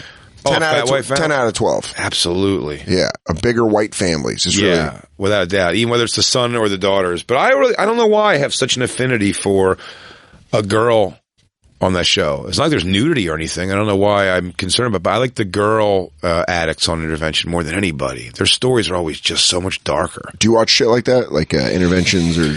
I'm familiar. I'm not a regular consumer of it, but you don't jerk to it. No, it doesn't get me going. It takes me forever to get through an episode. Yeah, because you want it. There's one starting and stopping. Yeah, what am I going to do? Okay, what do I want to see the story after I finish? You go, and then you read it. They start reading the letter. You get into it. They stop reading the letter. Start crying. Rewind it to the beginning of the letter. Yeah, you got to keep going back and forth. Mm-hmm. No, that's. It's always fun to watch a train wreck. Yeah. That's what most TV is now. It's just kind of like, hey. What about parents? Do you like the parents' interventions? Like when the kids are all there for the... yes. Those are a little bit sadder, but I do find it interesting what people with kids will let their lives get to. As a father myself, I do find it interesting, like, you just get that far removed from it. Like, you start off having a kid, and then somewhere down the road, you're, like, toothless, and, like... Yeah. Your gums are always bloody. There's always you show up in sunglasses once every 6 months to be like, I love these guys. That's why I do it, That's what I do. I swear to God, man, my dad had a casual conversation with my mom when he was leaving Denver to go back to San Francisco, and he's like, yeah, I'm throwing up blood. My mom's like, what's up, Gary? He's like, yeah, puking blood. Anyways, gotta get out of here. Because things are winding down from me. Right. Anywho, tell the kid, keeping up with Lost? What do you think? Carson's going to retire. That's pretty crazy. Gary. Yeah. Both of our dads were shitty dads, and they're both named Gary. Got it. My dad's still hanging in there. He's still around. My dad checked out in 97. He didn't even know. He couldn't even watch Friends become what it would become. Oh, never saw those kids get a million episode like he was hoping. Oh, really? He goes, Dan, you watch. He goes, She goes, I'm calling her right now. Chandler and Monica are hooking up. This is going to be a real outside shot right now. He goes, everyone's talking Ross and Rachel, but it's season 2. Wait till season 8, because I think I see a real fucking fire between Chandler and Monica. do you see we just got boardwalk bullied by people looking for Shade 45? See that? No, what does that mean? Bunch of black dudes with wacky hats open up the curtains on us, just looking in. Didn't give a shit about our respect, our privacy. There's an on-air sign outside. Oh, dude, I never felt so uncool as I did out in the lobby out there. Yeah. A lot of Shade 45 getting ready. It was a fucking video shoot out there, dude, and I was just... You look like the cop that's trying to bust them. Yeah, I look like a narc in the subway. Yeah, who was in the fishbowl? There's a Shade 45 thing in the fishbowl. Mano was in there earlier. Who? Mano? He had like a couple hits. I'm starting to get to my age where it just sounds like wrestlers. Mano. Like Mano. Mano goes, oh, Mortal Kombat fighter? Oh, my God. Oh, it's Kano. That's Kano, yeah. Blanca was here. Blanca? The Brazilian green monster fighter. The scientist that can generate electricity if he bends in. Shut the fuck up right now. End this show. Did he do it in the lobby? They do it in the fishbowl. Let me see. That's where it's my old ringtone. I think he's too ugly and not in a unique enough way to be too famous. Hi, hater. He's talking to you, Jay. Hi. Yeah. What's up? What's up? Oh, that guy's in my park. You see him? Yeah. Oh, W Square Park? She's swinging. We'll cross paths one day, Mano. Uh-oh. Is he in Astoria? No, that's not Astoria. I got a wolf pack behind me now. Oh! We just interviewed Bobby Wolf, but I wanted to say as a Nuggets fan, I was telling Jay off air, my favorite, and I've said this before on the show, my favorite, I used to go to McNichols Arena and watch the Nuggets when they really sucked. And they had this dude, Joe Wolf. Can you Google Joe Wolf to see what he looked like? This guy is such a, I wish I could find him to put him on the Round Ball Classic. He's I'm just visualizing a real Kurt Rambis. Little mountain town Kurt Rambis. Yes. I mean, Kurt Rambis is the... But show Joe Wolf. Joe Wolf could bang threes. Look at that. There he is. Oh, sure. Joe Wolf. Yeah. Oh, man. So when Joe Wolf played for the Nuggets, every time he hit a three, when he'd bang a three, they go, oh! Joe Wolf. What year of basketball? He looks like the NBA landed on his house. Yeah. What year of basketball was the official... you look at the 50s and 60s, 70s ball, a lot of white. Mm-hmm. 70s started to get pretty black. 80s started to get... it's a jersey to get. Dude. 80s got pretty black. The 90s were predominantly black. And the 2000s now, as far as talking about players that really, really count, you're talking about 90% black. That said... because in my life, I'd say my lifetime it was always like that. Like black guys kind of dominated the sport. But I just watched the thing yesterday when I was watching the Hornets-Sixers game last night. Yeah. They show Rex Chapman winning the dunk contest.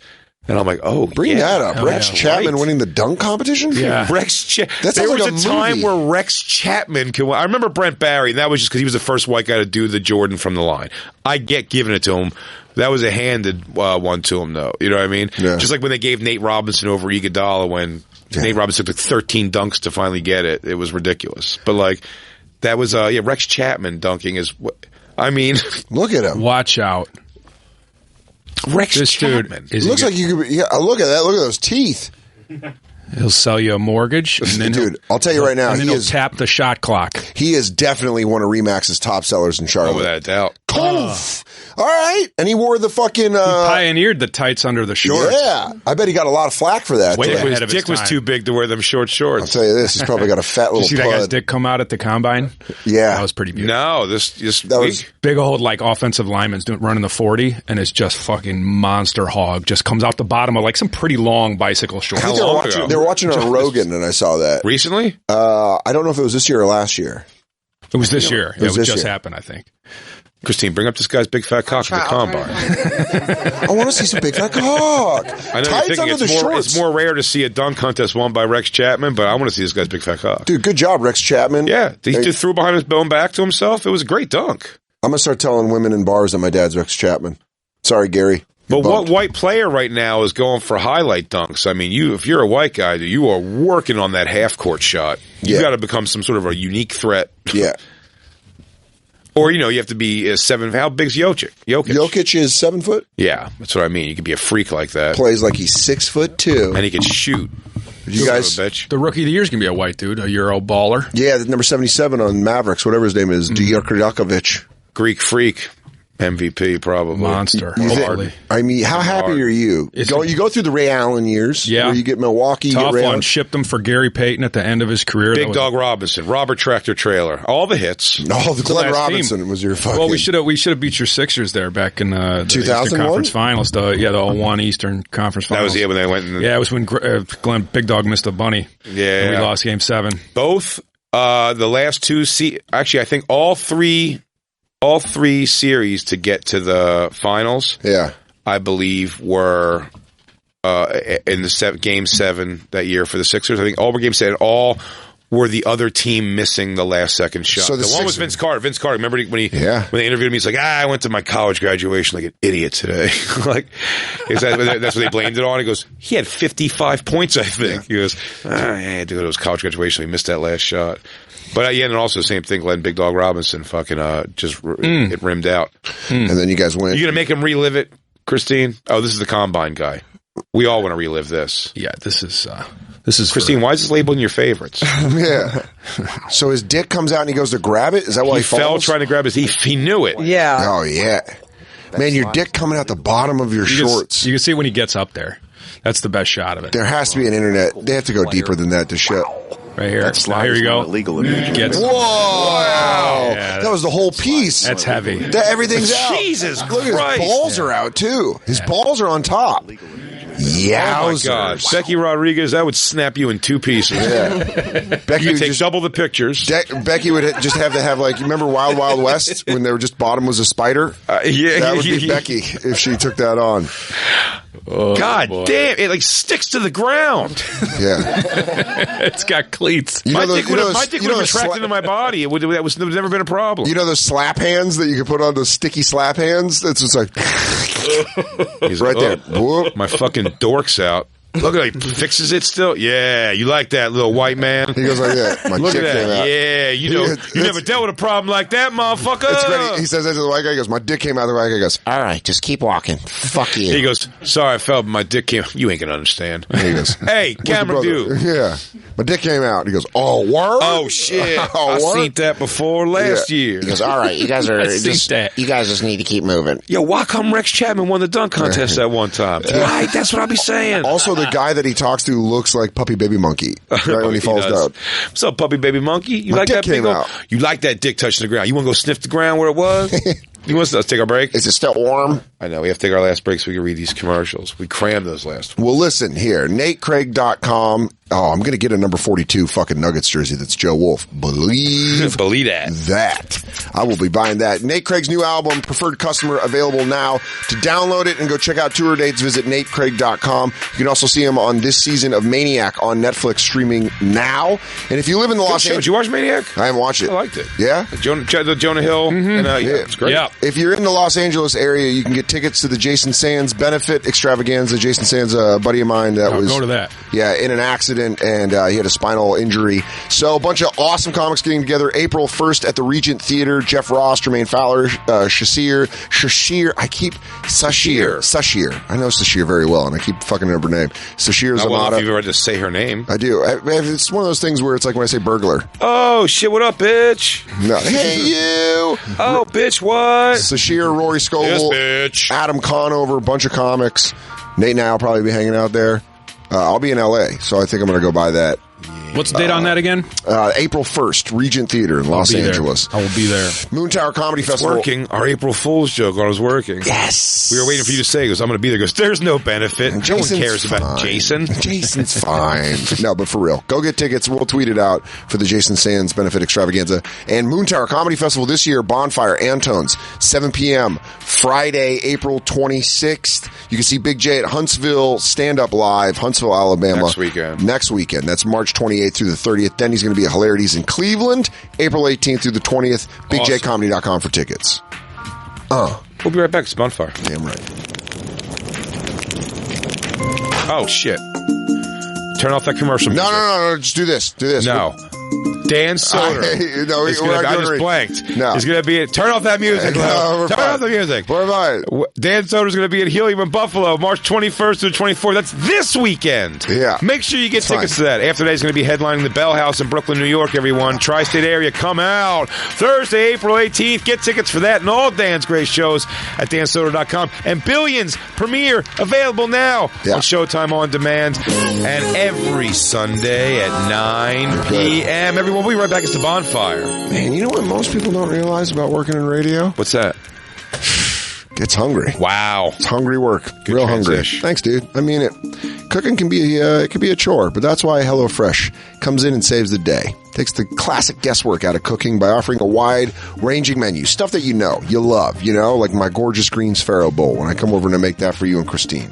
Yeah. My Nana taught me how to make it, and I make it for you. Well, I told you I had a stiff neck that one day, and you're like, have I got the cure for you? And I remember you getting Carla's mom's recipe for Chipotle spice steak. Oh, very caliente.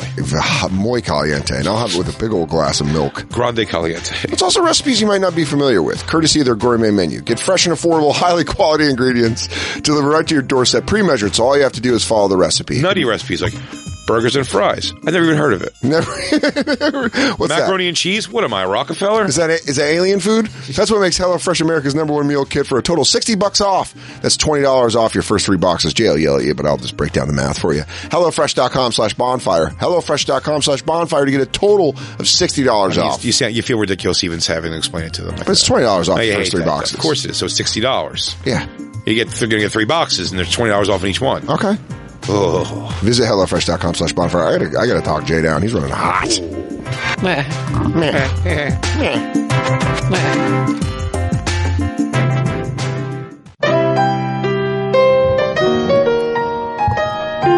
All right, guys, kick back. Get in your favorite chair and let's talk about how you get clothes. Oh, you want to get real. Shopping stinks, from waiting in long lines to cramped dressing rooms to endlessly searching for your size, which they never have. Now they leap over my size. I remember when there was a time, Dan, when the 2X was difficult to find. Now you could find small, extra small, all the way up to about extra large, and then a nice heavy jump to like 4X, like crazy sizes. You either got to be Big Pun or like Pete Davidson to wear fashionable clothing. Well, not at Bombfell. They're fixing all of that because there's no shopping required. You get matched with a dedicated personal stylist who sends you clothes from the best brands based on your fit and taste, and it comes right to your door. You try everything on in the comfort of your own home. You pay for only what you keep and send back the rest with free return shipping. It is that simple, and you even get 20% off when you buy multiple items. So what are you waiting for? See for yourself what hundreds of thousands of men across the country are talking about and get started with Bombfell today. Visit bombfell.com/bonfire and you'll get $25 off your first purchase. That's the little kick we put in for you. That's bombfell.com/bonfire for $25 off. It's pretty sweet. And now, back to the Bonfire with Big J. Okerson and Dan Soder. Dan Soder, who once again is going to be at Helium this weekend. Buffalo. So make sure you come check him out. That is Thursday through Saturday. Also hanging out with us, Nate Craig, whose new album, Preferred Customer, available now. You can download that. And you can get his tour dates visiting natecraig.com. And BigJComedy.com's there for if you live in the Huntsville, Alabama area or the Cleveland, Ohio area. He's going to be there end of March. Plug heavy. Plug every day.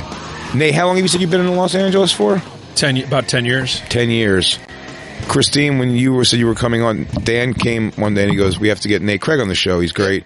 And it'll be fun to have on the show. Christine's first words were, she goes, I think we hooked up like years and years ago. And she seemed to think, I believe she's saying she thinks because she's concerned you won't remember and she doesn't want to look like an asshole. Well, I didn't say hooked up. I said I think we made out. That's what hooking up meant in Philly. Sorry. Yeah. But I thought we may have made out back in 2006. I love that he has no recollection. But I wouldn't assume you would remember. Christine, can I get a location? Comedy Store after a Key Club event, and I would have been hanging out with a guy named Jeff Klinger and his girlfriend at the time, who was my best friend and roommate. Okay. And they were. But I had to text her a picture of you and be like, "Did I make out with this guy? I don't remember." And she's like, "I don't know." So Jeff's a friend of mine. You know what's great is to watch the process of him going like this. This didn't happen. This is crazy. This is a crazy setup. Fantastic. And then Christine nails a couple like 06 and he goes, 06. All right. We're working there. And then she goes, Jeff Klinger. He goes, fuck no, Jeff. All right. I know Jeff. Yeah, lovely man. I'm going back to Jay's original question. Nate, how long you been in LA? Yeah. Long enough to forget making out with Christine. to be fair, I forget men that I've like actually had sex with, so I'm not offended. Me too. I forget. That's not true. That's not true at all. She's had a complete list in a book. Every name. She's lying about that. I remember that night. I think that you're disgusting. Poof. Maybe. We must have been real drunk. I don't remember. We made out at the Comedy Store. All right.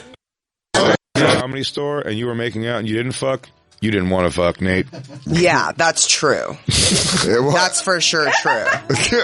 Yeah, I don't have a lot of like I made out with a guy and didn't have sex with him stories. I was like, maybe 30 pounds heavier and also in Los Angeles. You're the Highlander. You're one of one. Yeah, there can be only one. You walked away. You walked away. I've had a list of guys too, but there's also plenty of men that I've had sex with that I wouldn't remember. Maybe. I don't know. I thought you had like a documented name. You talked about. I've tried to document. I like when you talk about the people I've met before. And then there was Paul.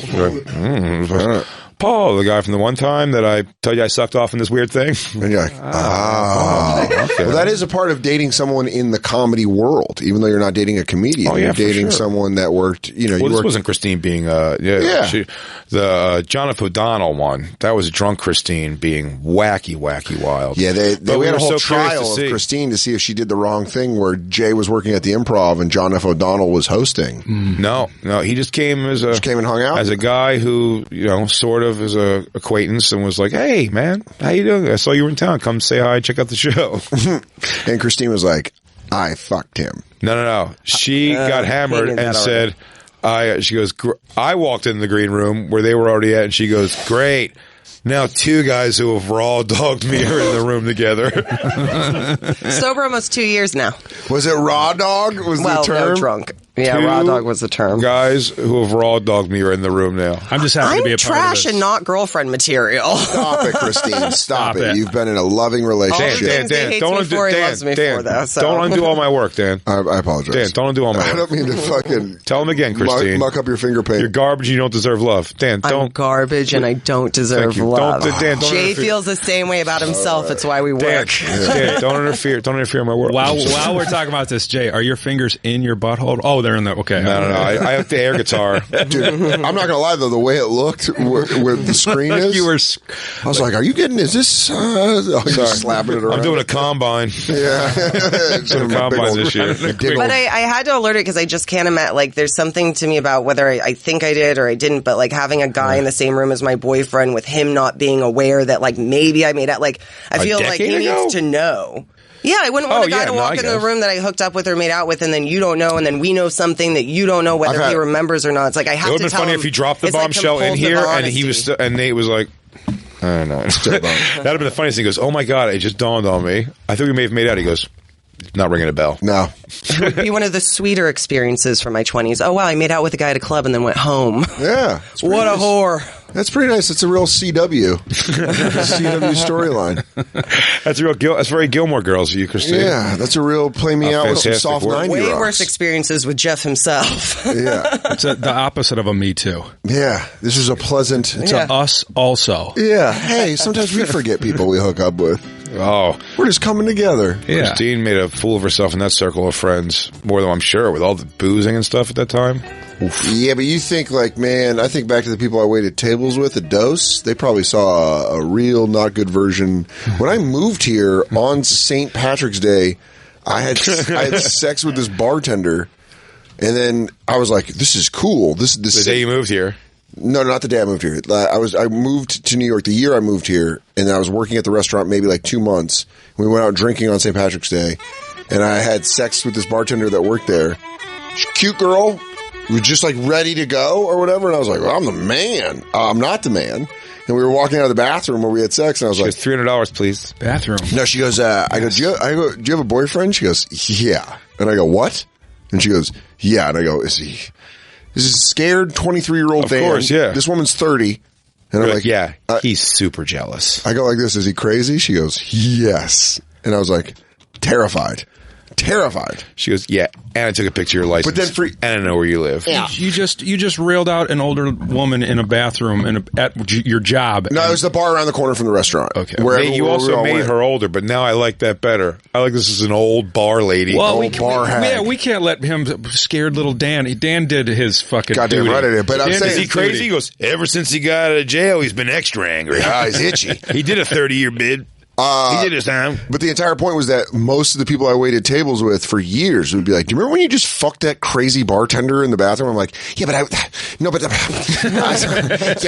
just moved here and I was very lonely. I was sleeping on a futon and I wasn't getting a lot of attention. I know. That's what people did here. Yeah, I don't know. It was the late aughts. I went in Rome. It's the late aughts. People were different. Flip phones were in. Just get out of the iPhone just came out. When in Rome, fuck Betsy in the bathroom. Oh, man. Then she banged a buddy of mine who was a bartender. And I was like, no. I found out about it late. I was like, no. Eskimo bros. Oh, dude, I didn't think about that. Me and Los are Eskimo bros. You should maybe consider that around the holidays more. I have him over for every Royal Rumble, and I've never brought it up. Really? Egg on my face. Does he not know? No, he knows. But you just didn't call each other Eskimo bros yet. No. You should kiss pee holes again, see if you remember it. It unlocks a dimension. Suction. Can't get away from each other. We're stuck together. We're stuck together like two feral dogs. Well, Nate, either you're a fantastic kisser and Christine's a terrible kisser, or I could be a scatterbrain. Look, dude, I I do dumb shit sometimes. This actually, did I tell you about that?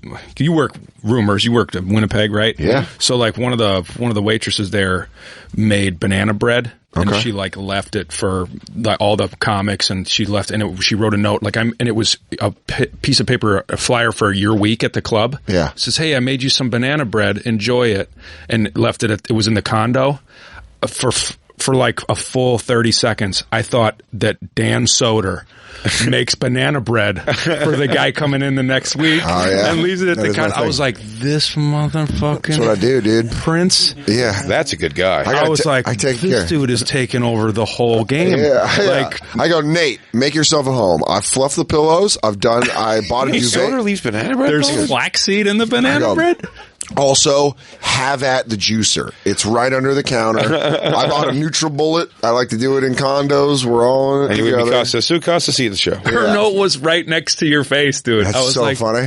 And he puts his picture on there. Danny Sodes. Remember who I am. This is Trisha's banana bread. Never forget. Remember me. Look at his face. I'm the one who did this to you. On the last Saturday show, I go, do you guys have any pamphlets left over? I need to leave a note for the guy next week.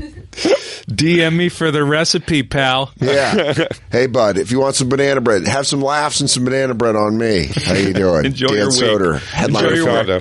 That Sunday crowd's real good people. They're good fun. You're going to get a lot done. Is Rumors a condo? Yeah.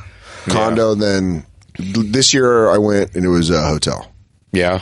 So if you... It's because you put on the banana bread show. I wanted to dine Craig over here and they bumped me up. He goes, oh no, I bring a banana bread every year. They're putting me up nice. They're taking care of me good. He goes, two BBs. I'm up in a nice hotel. I'm trying to think if I'm done with condos across the board. There's only the one left anyway, I think. What? Is Edmonton. Yeah. There's the only one left, and I think that might be... What's the scummiest condo? Denver's a different thing, though. Denver's like a nice apartment for Comedy Works. It's just different. That's like maintained. It's like part of their thing is that condo. I also stay at Trisha's, so I can't really partake. Worst condo I ever stayed in was River Center's condo in San Antonio. It was like in this office, and the lock was stuck, and it looked like it was they put me in a hotel there. Yeah. They changed that?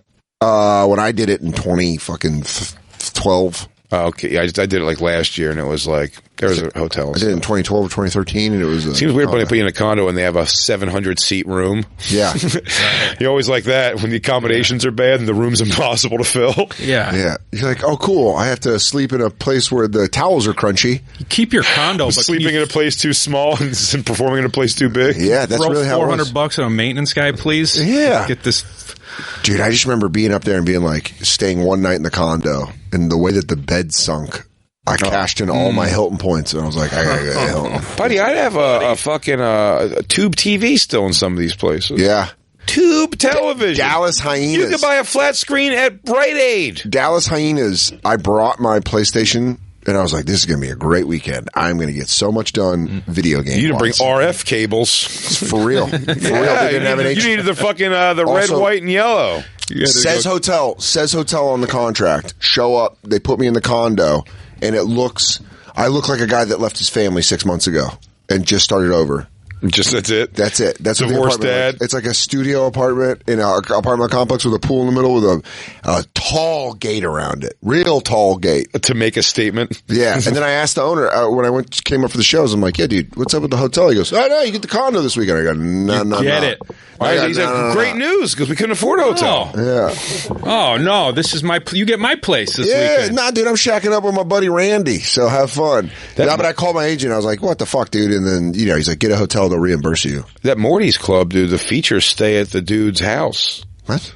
The feature when I was there was staying at his place. Oh, boy. It was very weird. Very, very weird. Now, what condo's seen the most filth? Because that's a difference. I don't know, man. Like a Columbus or something like that. Columbus, maybe. I would even say like a Dayton. Ooh. That condo for the Comedy Store in San Diego, in La Jolla in San Diego. Oh, yeah. Just all those. I heard it's because it's amazing, though. It is. It's right on the water. Yeah. And it's just nothing but beach tail. All day, every day. And then all those creatures from the Comedy Store are coming down there. Yeah. I mean, filth. I just think that's not my Pluckham place, though. Beach?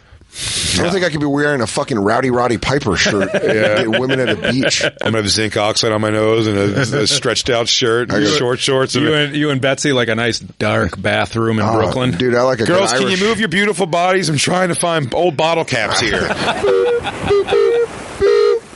Who's this? How do we fuck this guy? I hope he's in the temporary quarters. Miss, I can see where your pubic hair would be if you don't mind me. Boop, boop, boop, boop, boop. Apparently you got metal in your puss.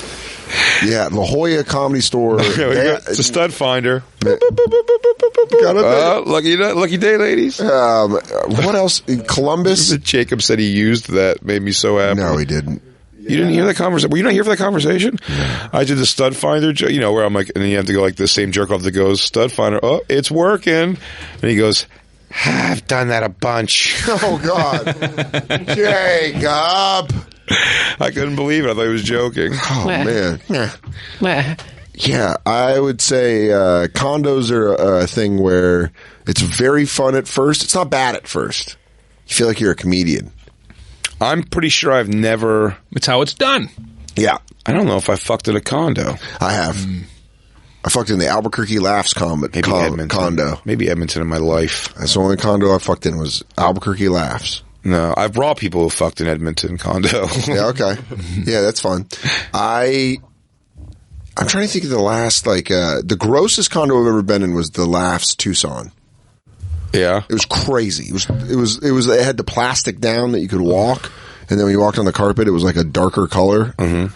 It was like the clear plastic. Had a little sheen. The carpet had a sheen to it. I'm talking about 15 years ago. They have a different condo now, but this was when I started. Sometimes I'd go smoke weed with the headliner, if I was like emceeing. Mm-hmm. Burned down. He'd be like, come down. He'd be like, come and fucking smoke weed, and then drive me over to the club. The club was maybe like half a mile away, so I was like, all right. It was always awesome. Killer. I'm like, yeah, dude. I'll smoke my fucking shit right over the Mexican border weed that I got for free from Pepe at La Caliente. And then I'd go over there, and I was just like, this is fucking disgusting. Oh, dude. When I moved out here, I had to go, I went back to Tucson to work, and I stayed in there. When I opened for that, when I featured for that TC Hatter and Marcianne, silent clown, and his wife plays the piccolo. Swear to God. I don't even know how to top that. That was a Mad Lib fucking the worst dinner theater right there. The worst one I've ever seen, and I walked in and I was like, you guys got to put me in a hotel, was one of the band houses they try to put you in at Chilkoot Charlie's in Alaska. Oh, yeah. And it's like busted out floors and stuff. It's just where they put like bands that stay there. And the bands like fuck them up and just fuck chicks and do drugs. Like whatever bands do. And then they're like, hey, do you want to go like unpack and hang your folded clothes on the hangers here? I'm like, I don't. I don't. No, nothing's touching anything. Yeah, dude, those like that, and that's when the band's in there. That's like when the fucking the room takes a breather. Like during the week is when like the locals come through and do meth. Yeah. When they know nobody's in there. Right. Dude, I was just up in the UP. There's this one nighter up there that's this classic spot, dude. It's like, it doesn't pay enough. You'll never see it, but it's a fucking great spot. It's this place called Pasquale's. Mm-hmm. And like, it's been in business since the 70s. The dude's parents used to own it. And now he's there at this, fresh made Italian food, fucking big, beautiful bar. Yeah. But the hotel is the single worst hotel that I've ever seen. The fucking phone, the phone didn't work, so I checked the batteries. There wasn't even a battery in the phone. It wasn't in it. The door locked, so you couldn't turn the thing, but it just popped right open. Oh. It was brutal. Did you get a different room, or did you just suck it up and stay there? It wasn't my first time up there. I knew that it wasn't changing. I was just like, I took the gig. I was just like, this is the last time. Well, those days are over because Nate's new album, Preferred Customer, is available right now to download wherever you download. And for tour dates, you visit natecraig.com. Also, check him out in Maniac, streaming on Netflix. I'll be at Dr. Grin's in Grand Rapids, May 2nd through the 4th. Great club. There you go. I love that club. Go nice check hotel. Real nice hotel. At the Bob, and you're right across the street. Right Beautiful. across the street. Dan Soder's going to be at Helium Buffalo this weekend. This is our last live show, so enjoy the last Lost tapes tomorrow. Yeah. We wrapped it up here on land, but you'll hear some stuff from the boat tomorrow. But go check out Dan tomorrow through Saturday in Buffalo. After that, you're going to check him at the Bell House in Brooklyn, New York, Thursday, April 18th. Get tickets for all Dan's shows at dansoder.com. Also, Moon Tower, we're coming back. We're doing a live bonfire at Antone's at 7 p.m. Friday, April 26th, I believe Dan's you're gonna do What You Fucking Deal With Me, I think, right? Fuck yeah. Well, I gotta find out when I'm at Cap City still. I gotta find that out. Yeah. Our Best of the Bonfire that airs here on Friday, available now wherever you stream or download podcasts from, and our videos available, of course. And if you live everywhere, and if you live in Huntsville, Alabama, go check out Big J Okerson. He's going to be at Stand Up Live March 28th through the 30th. Then going to Cleveland at Hilarities April 18th through the 20th. Go get tickets at bigjcomedy.com. We'll see you guys on Monday for Danny's first week. No Billions. No Billions. I'm out. We're wrapped. Hanging out. Make sure you check out season 2 premiere available now. Season 4. Season 4. Episode 2 coming out Sunday. That's what I meant. Episode 2 on Sunday. Episode 1 killer. We should have Koppelman and Levine on. Absolutely. Yeah, we should have him on the show. I've got a lot of ideas to get this drug dealer back on the show. I like it. I don't know why we'd have a pitch meeting here. Yeah. All right, everybody. We love you guys. Enjoy Lost Tapes tomorrow on behalf of the whole crew. I guess minus Jacob. Jacob's back Monday, though. I know. Finally. I miss him so much. We'll catch you guys next week. Peace. I get a lot of puss.